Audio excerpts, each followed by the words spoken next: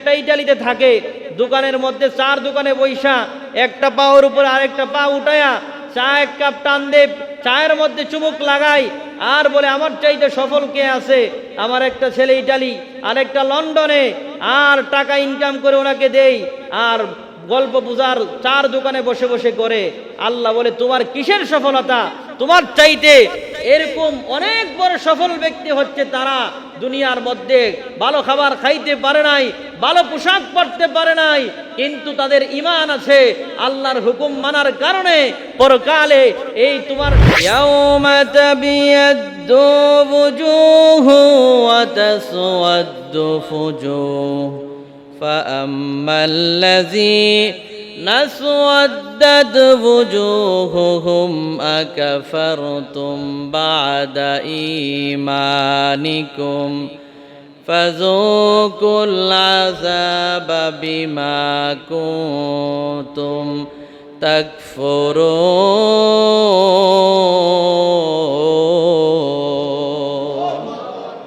আল্লাহ তাআলা বলেন ওই কিয়ামত দিবসে যেদিন আল্লাহ তাআলার কাঠগড়ার মধ্যে মানুষের দাঁড়াতে হবে, যখন মানুষগুলার আদাত উপরে সূর্য চলে আসবে, ওই 12 সূর্যের তাপে মানুষের মগজগুলো যখন টকবক টকবক করে যখন পাক উঠতে থাকবে, জমিনটা তামার সানি হয়ে যাবে। ওই সেদিন আল্লাহ তাআলা বলেন সেদিন কিছু মানুষের চেহারা হবে উজ্জ্বল, দেখতে সাদা চেহারা, নূরে নূরান্বিত চেহারা, আর কিছু মানুষের চেহারা হবে অন্ধকার কালো। জোরে বলুন আল্লাহু আকবার। আর সেদিন যাদের চেহারা হবে কালো অন্ধকার চেহারা, অর্থাৎ যারা দুনিয়ার মধ্যে অন্যায় অপরাধ করেছে, নাফরমানি করেছে, ওই জুলুম অন্যায় অপরাধ করার কারণে তাদের চেহারা কিয়ামতের ময়দানে কালো অন্ধকার হয়ে যাবে। ওই যে যাদের চেহারা কালো হবে তাদেরকে বলা হবে তোমরা দুনিয়ার মধ্যে ঈমান আনার পরে আবার কি কুফরি করেছিলে নাকি?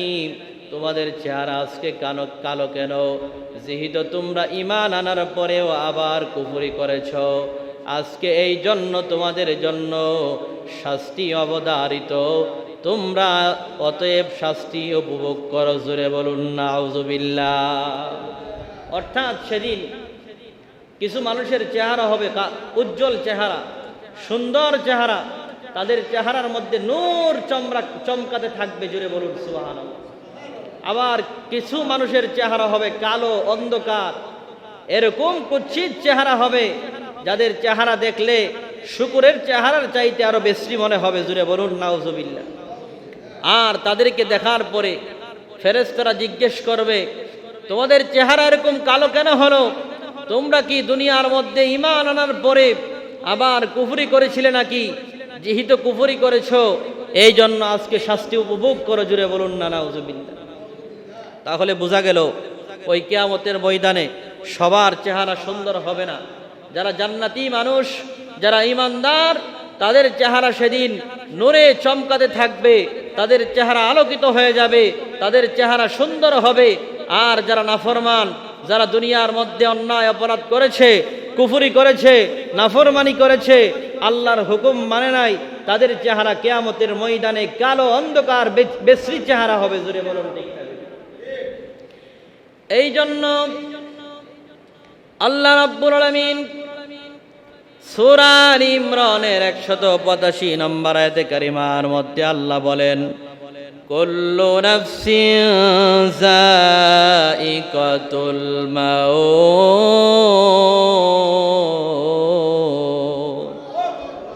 আল্লাহ বলেন প্রত্যেকটি প্রাণীর মৃত্যুর স্বাদ আস্বাদন করতে হবে। এরপরে আল্লাহ তাআলা বলেন ওয়া ইন্নামা তুওয়াফাউনা উজুরাকুম ইয়াওমাল কিয়ামাহ ফামান যুহজিহা আনিন নারি ওয়া উদখিলাল জান্নাতা ফাকাদ ফাজ।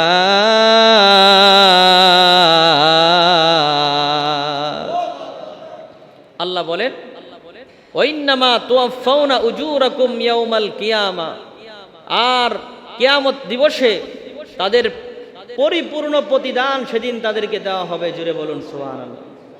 অর্থাৎ যার যার প্রতিদান সে পুরস্কার, সেদিন ভালো কাজ করলে সেটারও প্রতিদান দেওয়া হবে, আর কেউ মন্দ কাজ করলে তার যে শাস্তি সেটাও সেদিন পরিপূর্ণভাবে দেওয়া হবে। কারোর সাথে বেইনসাফি করা হবে না। জুড়ে বলুন ঠিক না? আল্লাহ বলেন, ফামান যুহজিহা আনিন নারি ওয়া উদখিলাল জান্নাতা ফাকাদ ফাজ। আর সফল কাম তারাই যাদেরকে ওই দিন জাহান্নাম থেকে দূরে রাখা হবে আর জান্নাতে প্রবেশ করানো হবে, তারাই হচ্ছে প্রকৃত সফল। জুড়ে বলুন সুবহানাল্লাহ। কিন্তু আমরা তো দুনিয়ার মধ্যে মনে করি, আমার একজন, আপনি তো আমি মনে করি আপনার ছেলে একটা ইটালি থাকে, আপনিই বড় সফল। একটা ছেলে ইটালিতে থাকে, ইউরোপ থাকে, লন্ডনে থাকে, এবার একটা ছেলে ইটালিতে থাকার কারণে এবার নিজের সফল ব্যক্তি মনে করে। দুইটা ছেলে সৌদি আরব থাকার কারণে নিজেকে সফল ব্যক্তি মনে করে। এবার মনে করে এবার চাইতে আর সফল আর কেউ নাই। ছেলে একটা ইটালিতে থাকে, দোকানের মধ্যে চার দোকানে বৈশা একটা পাওয়ার উপরে আরেকটা পা উঠায়া চা এক কাপ টান দে, চায়ের মধ্যে চুমুক লাগাই আর বলে আমার চাইতে সফল কে আছে? আমার একটা ছেলে ইটালি, আরেকটা লন্ডনে, আর টাকা ইনকাম করে ওনাকে দেই, আর গল্প বুঝার চার দোকানে বসে বসে করে।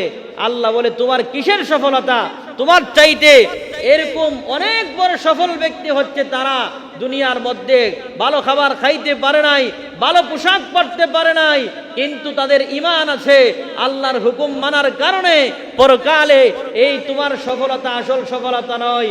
তুমি মনে করতেছো দুনিয়ার মধ্যে সফল, কিন্তু আসলে তুমি সফল নয়।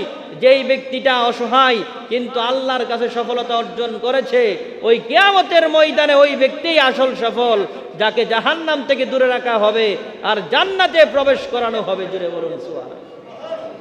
কিন্তু আপনি তো মনে করতেছেন আপনার একটা ছেলে ইটালি, এবার আর চাইতে বড় সফলকে? ছেলে একটা ইটালি থাকে, আর একটা ছেলে লন্ডন, আবার আরেকজন মনে করতেছে যে আমার তো দুই ছেলে সৌদি আরব, মাসে 2 লক্ষ টাকা ইনকাম করে। আল্লাহ বলেন, ফামান যুহজিহা আনিন নার ওয়া উদখিলাল জান্নাতা ফাকাদ ফাজ। ওই ব্যক্তি প্রকৃত সফল, যাকে কিয়ামতের ময়দানে জাহান্নাম থেকে দূরে রাখা হবে আর জান্নাতে প্রবেশ করানো হবে, সেই হচ্ছে প্রকৃত সফল। জুড়ে বলুন সুবহানাল্লাহ। এই জন্য সফল ব্যক্তিকে দুনিয়াতে বোঝা যাবে না, পরকালে। জুড়ে বলুন না, পরকালে না দুনিয়ায়? আর দুনিয়ার মধ্যে আপনার 2টা ছেলে প্রবাসে থাকে, অথবা আপনি বড় ধরনের একটা ডুপ্লেক্স বাড়ি করলেন, 5 তলা বাড়ি করলেন, ব্যাংক ব্যালেন্স আছে, এটার নাম সফলতা নয়। এটা দুনিয়ার মধ্যে আপনার কাছে মনে হতে পারে সফলতা, কিন্তু এই সফলতা আসল সফলতা নয়। আল্লাহ বলেন, ওয়ামাল হায়াতুদ দুনিয়া ইল্লা মাতাউল গুরুর। এই দুনিয়ার বুক সামগ্রী যা আছে সব কিছু হচ্ছে ধোঁকা, এগুলা ধোঁকার সামগ্রী। এই 5 তলা বিল্ডিং কবরে যাবে না, ছেলে মেয়ে এগুলা কবরে যাবে না, এই ব্যাংক ব্যালেন্স কবরে যাবে না। ওই কবরে যাওয়ার পরে পরকালে যেই ব্যক্তি সফল, যাকে জাহান্নাম থেকে আল্লাহ বাঁচায়া জান্নাতে প্রবেশ করাবে, সেই হচ্ছে প্রকৃত সফল। জুড়ে বলুন সুবহানাল্লাহ। আবার দেখবেন অনেকে দোকান পাটে বসে বসে বিভিন্ন সময় মন্তব্য করে যে হুজুরদের মধ্যে ফেসের কোনো অভাব নাই। এক হুজুর এক কথা বলে, আরেক হুজুর আরেক কথা বলে। কোন হুজুরের কথা মানবো? ওনা এই কথা বলে বলে মনে করেছে ওনা পার পেয়ে যাবে। কিন্তু আমি আপনার কাছে জানতে চাই, হুজুররার মধ্যে ফেসের অভাব নাই। আচ্ছা বলেন তো, আজ পর্যন্ত কোন হুজুর কি বলছে আপনারা সুদ খাওয়ার জন্য? বলছে নাকি? তো আপনি সুদ খান কার কথায়? কোন হুজুর আজ পর্যন্ত, কোন পক্ষের হুজুর হোক আর বিপক্ষের হুজুর হোক, কোন হুজুর কি আজ পর্যন্ত আপনাকে বলছে সুদ খান, ঘুষ খান? এইভাবে দুনিয়ার মধ্যে বাটপারি করেন, সিটারি করেন, গীবত করেন, এইগুলার কথা তো কোনো হুজুর বলে নাই। তো এইগুলা যে করেন আপনি, কোন হুজুরের কথাই করেন আর কোন হুজুরের কথাই এই কাজগুলা করেন আর বলেন? তাইলে বোঝা গেল আপনি তো দুনিয়ার মধ্যে চলার ক্ষেত্রে বড় শিয়ানা। বলেন যে হুজুররা বিভিন্ন সময় বিভিন্ন কথা বলে, কোনটা মানাম? এই কথা বলে বলে উনা মনে করছে পরকালে পার পেয়ে যাবে। আমি আপনাদের কাছে জানতে চাই, আপনি বড় শিয়ানা মানুষ, এই যে বাজারে যাওয়ার পরে মাছটার মধ্যে কানাটা আলগি দিয়ে সেটা দেখে যে মাছটা জেতা না মরা, জোরে কন্টিক না বেডি দেখে কি দেখে না? মাছের কানা আলগি দিয়ে দেখে মাছটা জেতা না মরা। তাইলে এইটা যদি আপনি বুঝেন, বাজারের মধ্যে কোন তেলটা ভালো এটা বুঝেন, সব কিছু বুঝেন, আর ইসলামের ক্ষেত্রে আপনি বলেন আপনি বুঝেন না, এই কথা বলে পার পাওয়া যাবে না। অবশ্যই কিয়ামতের ময়দানে আল্লাহর কাঠগড়ায় দাঁড়াতে হবে আর হিসাব দিতে হবে। জুড়ে বলুন ঠিক না? সব কিছু বোঝার ক্ষমতা আপনার আছে। শুধুমাত্র ইসলামের সম্পর্কে নামাজের কথা বললে, রোজার কথা বললে, হজের কথা বললে, যাকাতের কথা বললে, হালাল হারামের কথা বললে আপনারা বলেন হুজুরদের মধ্যে ফেসের কোনো শেষ নাই, এই কথা বলে পার পাওয়ার কোনো সুযোগ নাই। আজ পর্যন্ত নামাজের ব্যাপারে কোনো হুজুরের দ্বিমত আছে? 5 ওয়াক্ত নামাজ যে ফরজ সমস্ত হুজুররাই বলে, যাকাত ফরজ সকল হুজুররা বলে, এইভাবে হজ ফরজ সকল হুজুররা বলে। তাইলে ইসলামের মূল যে মৌলিক বিষয়গুলো আছে এই বিষয়ে কোনো উলামায়ে কেরামের মধ্যে দ্বিমত নাই, পার্থক্য নাই। 2-1টা বিষয় যেগুলা নিয়ে পার্থক্য আছে, মত পার্থক্য, এগুলো হচ্ছে মুস্তাহাসান বিষয়। এগুলো নিয়ে এত বাড়াবাড়ি করার দরকার নাই। আসল যেই ফরজ বিষয়গুলো আছে এইগুলো আপনি মানেন, তাহলেই আল্লাহর জান্নাতে যাওয়া আপনার জন্য সহজ হয়ে যাবে। জুড়ে বলুন সুবহানাল্লাহ।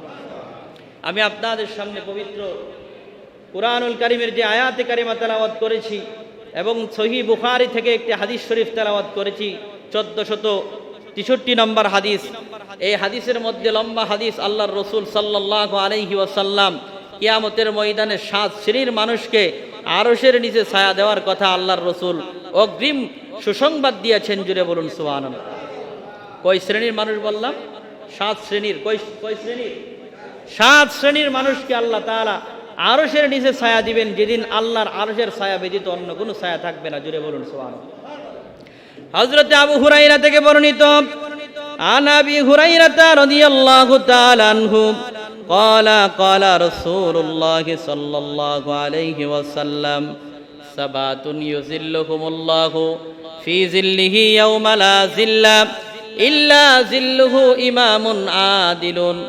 আল্লাহর নবী সাল্লাল্লাহু আলাইহি ওয়াসাল্লাম বলেন, আল্লাহ তাআলার আরশের ছায়া ব্যতীত যেদিন আর কোনো ছায়া থাকবে না, ওই আরশের ছায়া ব্যতীত যেদিন অন্য কোনো আর ছায়া থাকবে না, ওই দিন আল্লাহ তাআলা 7 শ্রেণীর মানুষকে আরশে আজিমের নিচে ছায়ার ব্যবস্থা করে দিবেন। জুড়ে বলুন সুবহানাল্লাহ।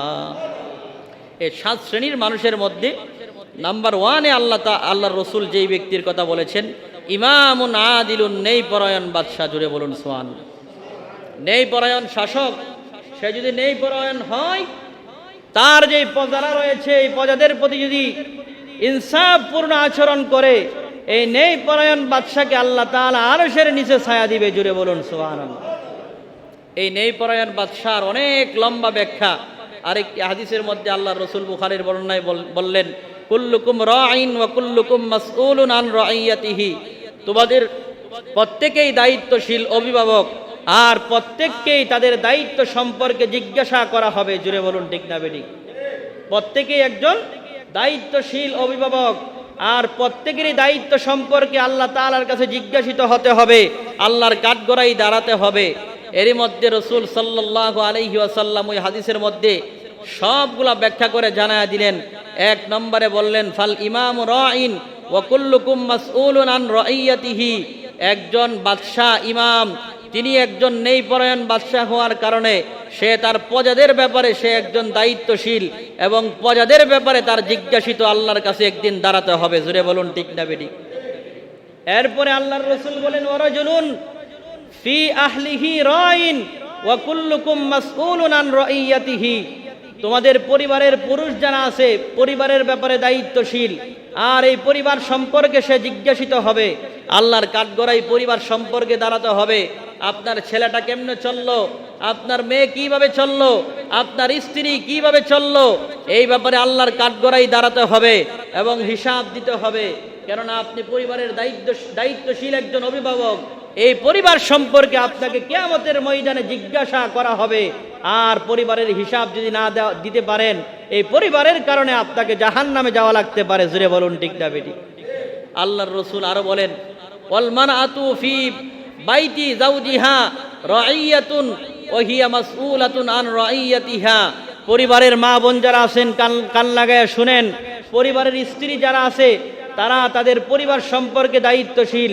এই যে স্বামীর যেই ছেলে মেয়ে সম্পদ আছে এগুলো সম্পর্কে স্ত্রীদেরকে কিয়ামতের ময়দানে জিজ্ঞাসা করা হবে যে এই সম্পদের যেই জিম্মাদারি তোমার উপরে দেওয়া হয়েছিল, হে মহিলা তুমি তোমার এই জিম্মাদারি পালন করেছো কিনা, স্বামীর সম্পদগুলা হেফাজত করেছো কিনা, সন্তানদের ভালোভাবে দেখশোনা করেছো কিনা, এই বিষয়ে কিয়ামতের ময়দানে আল্লাহর কাঠগড়াই হিসাব দিতে হবে। জুড়ে বলুন সুবহানাল্লাহ। তাহলে ইমামুন আদিলুনের অনেক লম্বা ব্যাখ্যা। নেই পরায়ণ বাদশাহ, তিনি রাষ্ট্রের বাদশাহ হতে পারেন, অথবা পরিবারের একজন যুবক যিনি পরিবারের গার্জিয়ান, তিনি পরিবারের একজন শাসক, একজন পরিবারের অভিভাবক, এই জন্য পরিবারের হিসাব তার কাছ থেকে নেওয়া হবে। যিনি চেয়ারম্যান ইউনিয়ন সম্পর্কে তার কাছ থেকে হিসাব নেওয়া হবে। যিনি ওয়ার্ড মেম্বার সম্পর্কে এই ওয়ার্ডের হিসাব তার কাছ থেকে নেওয়া হবে।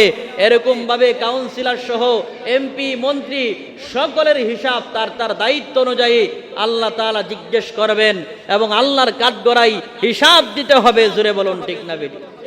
তাহলে এই হিসাব যদি আপনি দিতে পারেন, ন্যায় পরায়ণ যদি হন, আর এই ব্যাপারে যদি আপনার দায়িত্ব পরিপূর্ণভাবে পুঙ্খানুভাবে পালন করেন, আল্লাহর রসুল বলেন ওই বা শাসক যারা আছে, ওই নেতা যারা আছে, ইমামুন আদিলুন, এরকম ন্যায় পরায়ণ বাদশাদেরকে আল্লাহ তাআলা কিয়ামতের ময়দানে আরশে আজিমের নিচে ছায়ার ব্যবস্থা করে দিবে। জুড়ে বলুন সুবহানাল্লাহ। ওয়াশাবুন নাশা ফি ইবাদাতিল্লাহি তাআলা, 2 নম্বরে আল্লাহর রসুল বলেন ওই যুবককে আল্লাহ তাআলা আরশের নিচে ছায়া দিবেন, যেই যুবক তার যৌবন কালটা আল্লাহর রাস্তায় কাটাইয়া দিল। জুড়ে বলুন সুবহানাল্লাহ। এই যৌবন কালের বড় দামি সম্পদ হচ্ছে যৌবন কাল। জুড়ে বলুন ঠিক না বেটি? দেখবেন বুড়া হয়ে গেলে, বৃদ্ধ হয়ে গেলে কেউ পছন্দ করে না। পছন্দ তো দূরের কথা, কাজে পর্যন্ত নেই না। কামলা দিতে গেলেও যৌবন কাল আছে কিনা, শক্তি আছে কিনা, এটা দেখে মানুষ কামে নেই। জুড়ে বলুন ঠিক না বেটি? এই জন্য আল্লাহর রসুল বলেন ওয়াশাবুন নাশা ফি ইবাদাতিল্লাহি তাআলা, ওই যুবক, যেই যুবক তার যৌবন কালটা আল্লাহর রাস্তায় কাটায়া দিছে, আল্লাহর ইবাদত বন্দেগী করে কাটায়া দিছে, ওই ব্যক্তিকে আরশে আজিমের নিচে ছায়া দেওয়া হবে। জুড়ে বলুন সুবহানাল্লাহ। এই জন্য আল্লাহর রাসূল হাদিসের মধ্যে বলেছেন যে শুধুমাত্র তোমার যৌবনকালের হিসাব দেওয়ার মাধ্যমে আল্লাহর তৈরি জান্নাতে চলে যাবে। যৌবনকালের ইবাদত দিয়েই আল্লাহর তৈরি জান্নাতে চলে যাবে, আর হিসাব দিতে হবে না। কারণ যেই ব্যক্তিরা যৌবনকালে আল্লাহর রাস্তায় চলে, আল্লাহর হুকুম মানে, 5 ওয়াক্ত নামাজ পড়ে, ওই ব্যক্তিটা বৃদ্ধকালে কখনো আল্লাহর হুকুম ছাড়তে পারে না। জুড়ে বলুন ঠিক না বেটি? এই জন্য ওই যুবককে আল্লাহ আরশের নিচে ছায়া দিবে, যেই যুবক তার যৌবন কালটা আল্লাহর রাস্তায় কাটায়া দিছে। জুড়ে বলুন সুবহানাল্লাহ। এরপরে আল্লাহর রাসূল সাল্লাল্লাহু আলাইহি ওয়াসাল্লাম 3 নম্বরে বলেন ওয়ারাজুলুন কলবুহু মুআল্লাকুন বিল মাসাজিদ, ওই ব্যক্তি, যেই ব্যক্তির অন্তরটা মসজিদের সাথে ঝুলন্ত অবস্থায় রয়েছে। জুড়ে বলুন সুবহানাল্লাহ। তাকে আরশের নিচে ছায়া দেওয়া হবে। বলে মসজিদের মধ্যে কেমন ভাবে আপনাদের অন্তর ঝুলিয়ে দেওয়া হয়েছে? বলে ওই ব্যক্তি, যেই ব্যক্তির অন্তর সর্বদা মসজিদের দিকে পড়ে থাকে, মুয়াজ্জিন কখন হাইয়া আলাস সালাহ বলবে, নামাজের জন্য আহ্বান করবে, আর সে কখন মসজিদে যাবে, আল্লাহর হুকুম নামাজ পড়বে, আল্লাহ রব্বুল আলামিনের কুদরতি পায়ে সেজদা করবে, সর্বদা তার মন ওই মসজিদের দিকে ঝুলন্ত অবস্থায় থাকে যে কখন মুয়াজ্জিন আহ্বান করবে আল্লাহর পথে সাড়া দেওয়ার জন্যে, আর সে আল্লাহর কুদরতি পায়ে সেজদা করবে। এরকম ব্যক্তি ওয়ারাজুলুন কলবুহু মুআল্লাকুন বিল মাসাজিদ, যেই ব্যক্তির অন্তরটা সর্বদা মসজিদের সাথে ঝুলে থাকে, ওই ব্যক্তিকে আল্লাহ আরশে আজিমের নিচে ছায়া দিবে। জুড়ে বলুন সুবহানাল্লাহ। 4 নাম্বার ওয়ারাজুলান তাহাব্বা ফিল্লাহি ইজতামা আলাইহি ওয়া তাফাররাকা আলাইহি, ওই 2 বন্ধু, যেই 2 বন্ধু একজন আরেকজনের সাথে বন্ধুত্ব রাখে আল্লাহর সন্তুষ্টির জন্যে, একজন আরেকজনের সাথে বিচ্ছিন্নতা ঘটায় আল্লাহর সন্তুষ্টির জন্যে, অর্থাৎ মৃত্যুর আগ পর্যন্ত একজন আরেকজনের সাথে বন্ধুত্ব সম্পর্ক রাখে আল্লাহর জন্যে, আবার ছিন্ন বিচ্ছিন্ন হয়ে একজন আরেকজনের সাথে আল্লাহর সন্তুষ্টির জন্যে, এরকম 2 বন্ধুকে আল্লাহ আরশে আজিমের নিচে ছায়া দিবে। জুড়ে বলুন সুবহানাল্লাহ। তাহলে বন্ধুত্ব করার মাধ্যমেও আল্লাহ তাআলার আরশে আজিমে ছায়ার ব্যবস্থা আছে। এই সুযোগ আছে, জান্নাতে যাওয়ার সুযোগ আছে, যদি এই বন্ধুত্বটা হয় আল্লাহর জন্যে, আর এই বন্ধুর সাথে শত্রুতা হয় আল্লাহর জন্যে। জুড়ে বলুন সুবহানাল্লাহ। তাহলে বন্ধুত্ব করার মাধ্যমেও আল্লাহর তৈরি জান্নাতে যাওয়ার সুযোগ আছে, যদি বন্ধুত্বটা হয় কার জন্যে? আল্লাহর জন্যে, আল্লাহর সন্তুষ্টির জন্যে। বন্ধুর সাথে সম্পর্ক থাকবে আল হুব্বু ফিল্লাহ আল বুগদু ফিল্লাহ, মহাব্বত আল্লাহর জন্যে, আর তার সাথে বিদ্বেষ পোষণ করব আল্লাহর জন্যে। জুড়ে বলুন সুবহানাল্লাহ। 5 নম্বরে ওয়ারজুলুন দাআতহু ইমরাআতুন যাতু মানসিবিন ওয়া জামালিন ফাকালা ইন্নী আখাফুল্লাহ।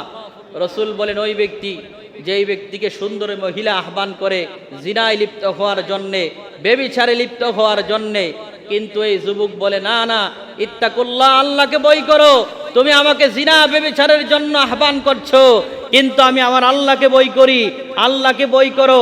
এই কথা বলে যেই ব্যক্তি নারীর কুমন্ত্রণা থেকে, এই নারীর এই খারাপ যে আহ্বান আছে সেটা থেকে ফিরে আসে, আল্লাহর বইকে, আল্লাহর অন্তরের মধ্যে আল্লাহর বই নিয়ে, তাকুয়া নিয়া, আল্লাহর রসুল বলেন তাকে ওই আরশে আজিমের নিচে ছায়া দেওয়া হবে। জুড়ে বলুন সুবহানাল্লাহ।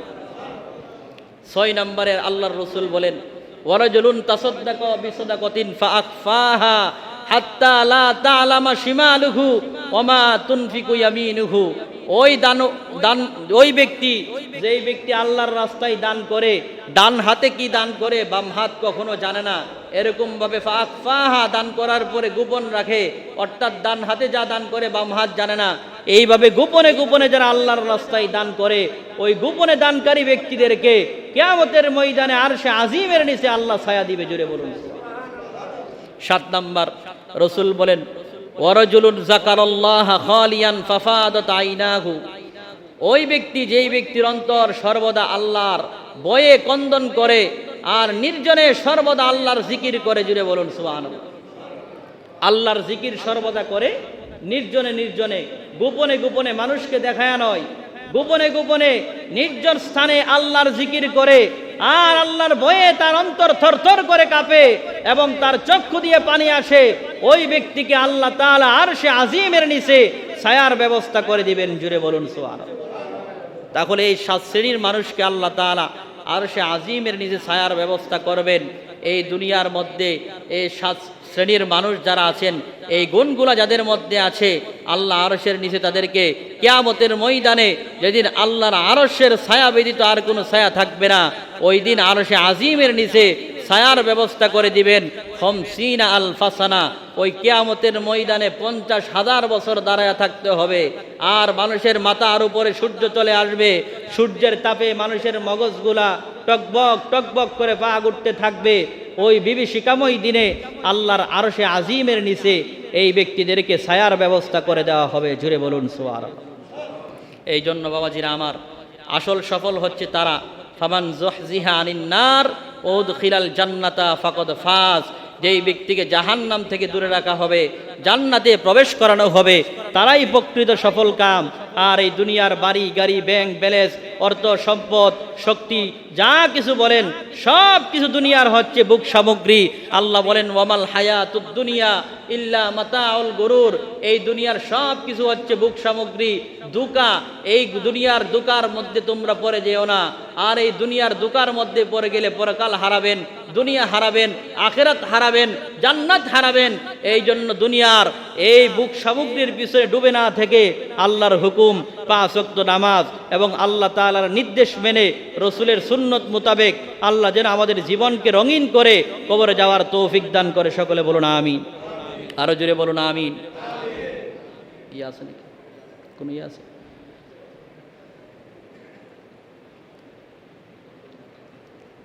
গত সপ্তাহে জুমার দান বাক্সের মধ্যে আপনারা 4000